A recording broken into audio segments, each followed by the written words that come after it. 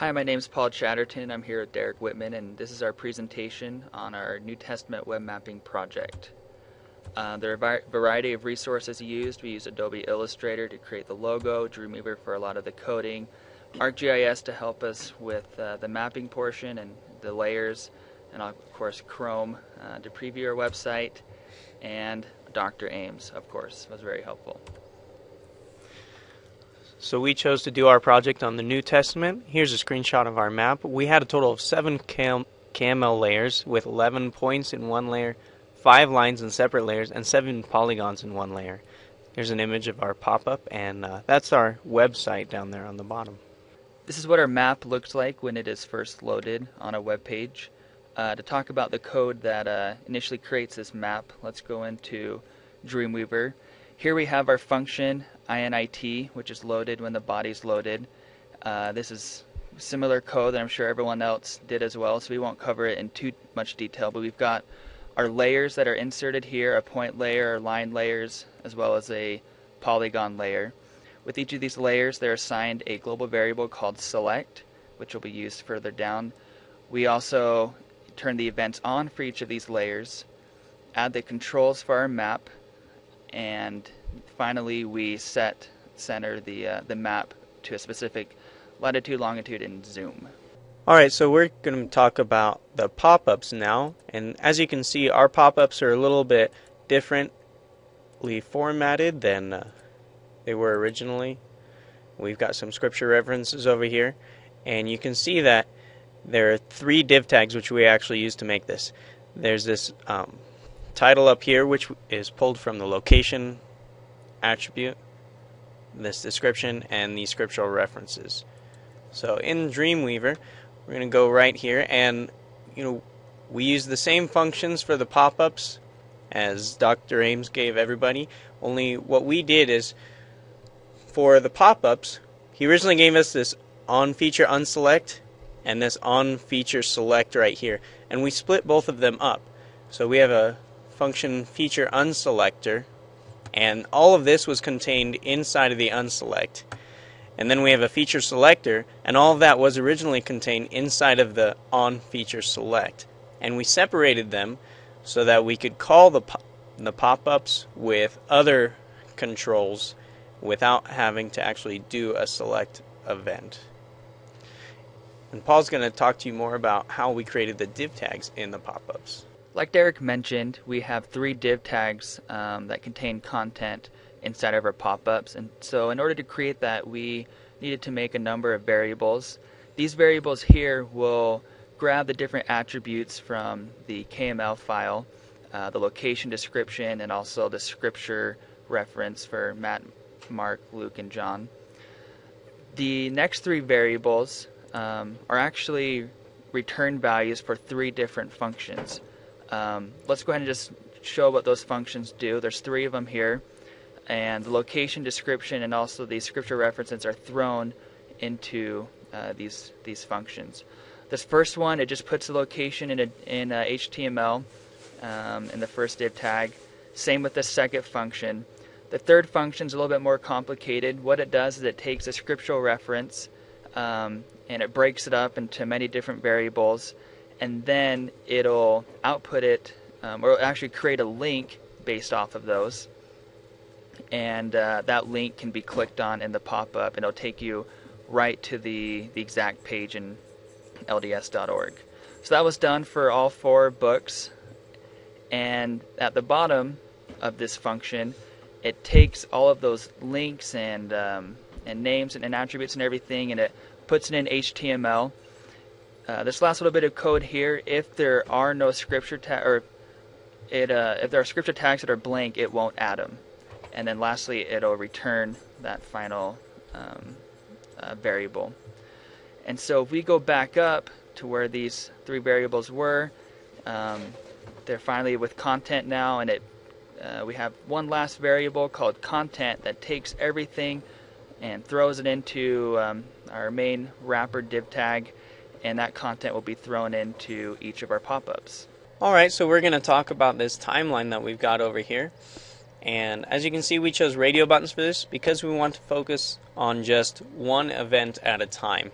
And so let's click on this, birth of Jesus, and that takes us and zooms into the point Bethlehem, and it shows the description and the pop-up bubble, and you can click on other things and pan around in here. And you can click on something else, like a journey, and it zooms in to the extent of that line. And you can click on there and show the pop-up. And if you want to go back, you can click on Show All Layers, and it'll show everything here. So let's go ahead and look at the code real quick. So this is where the functionality for the radio buttons begins. It's called Show Layer, and it receives a variable called MyLayer from each of the radio buttons. And that MyLayer variable is actually just a number.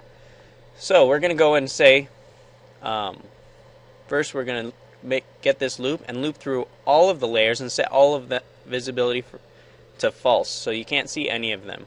And then we're going to select the one that we want. This switch statement right here says if the layer, or this if statement is checking to see if you've actually picked a radio button corresponding to a line layer. And if you have, it's going to select the points layer and loop through all the features in the points layer to unselect them, and that's what this loop is doing. Then we've got a switch statement right here, and this switch statement just figures out which of the radio buttons you've selected and zooms to the data extent and sets the visibility to true for the appropriate line layer. Then we've got an else if MyLayer equals 16, and number 16 is the last radio button, and this will show all of the layers. So it goes through, chooses the points layer and sets it to visible, and then it loops through all of the features in the points and unselects all of them so that it gets rid of the bubbles. Then it loops through all the other layers and makes all of those visible also. And then it gets the data extent for layer 1, which is the polygon layer, and zooms to that extent. And then the else statement here has a variable called place, because in this case we've picked a radio button that corresponds to a feature in the points layer. And so this switch statement has a variable called place, and it's got a string that corresponds to the locations attribute in the points layer. And so it selects the points layer, makes it visible, and then this loop goes through all of the features in the layer and checks to see if this place variable matches the location attribute.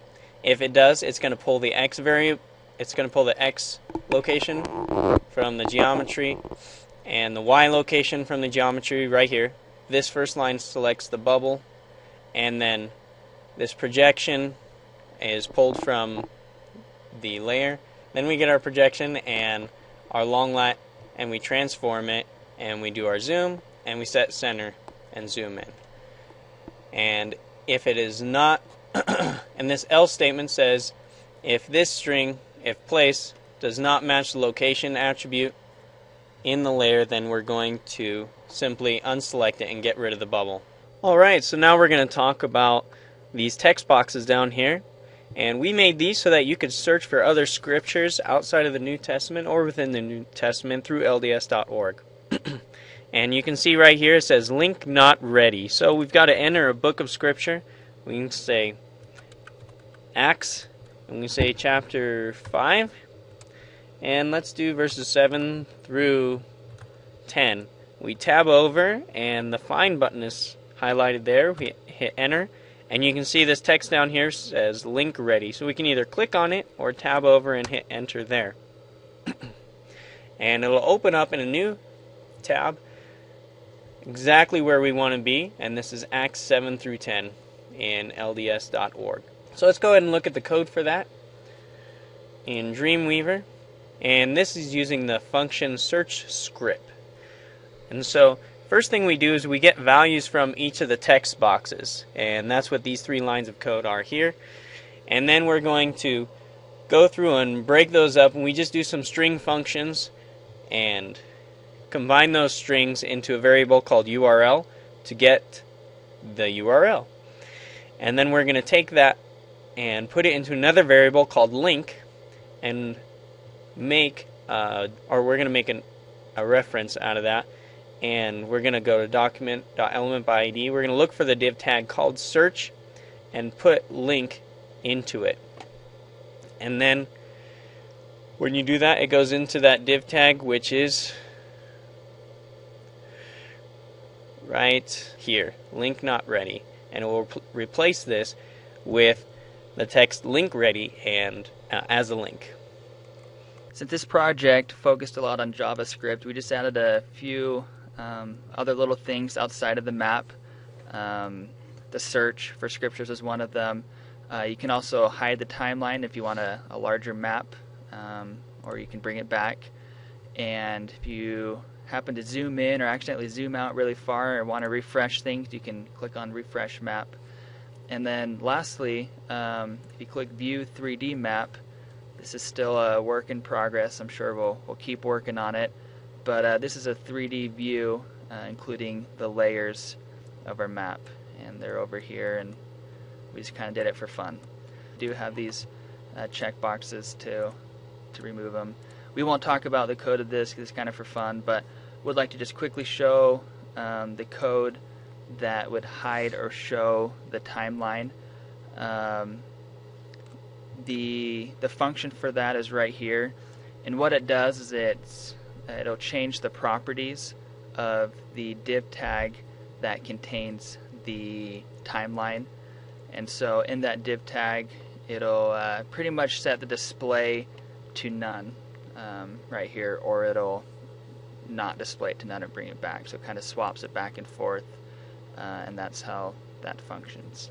Okay, we'd like to thank you for listening to our presentation. You guys have been a great crowd. You really have been. If you do check out our website, again, it's www.pchatterton.com. We also have an about page, a contact page, and a site help if you're just dying to get some help on some things with this site. Thanks again.